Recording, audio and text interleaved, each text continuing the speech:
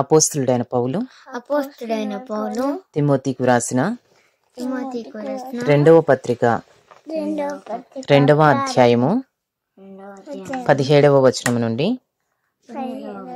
2వ అధ్యాయము 23వ వచనం వరకు. కొరుకు పుండు ప్రాకినట్టు వారి మాటలు ప్రాకును. వారిలో హుమెనైను ఫిలేతును ఉన్నారు. వారు పునరుద్ధానము గతించనని చెప్పుచు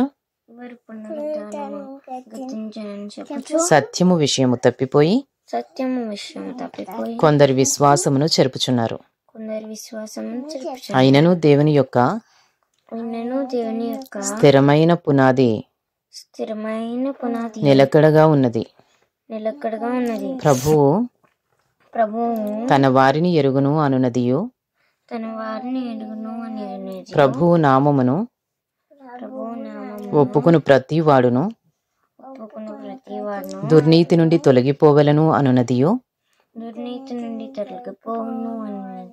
దానికి ముద్రగా ఉన్నది. గొప్ప ఇంటిలో వెండి పాత్రలను బంగారు పాత్రలను మాత్రమే గాక కర్రవియు మంటివియు కూడా ఉండును. వాటిలో కొన్ని ఘనతకును కొన్ని ఘనహీనతకును వినియోగింపబడును. ఎవడైనను వీటిలో చేరక తన్ను తాను పవిత్రపరుచుకుని ఎడల వాడు పరిశుద్ధపరచబడి యజమానుడు వాడుకొనుటకు అర్హమై ప్రతి సత్కార్యమునకు సిద్ధపరచబడి ఘనత నిమిత్తమైన పాత్రయై ఉండును. నీవు యవనేచ్ఛల నుండి పారిపోము.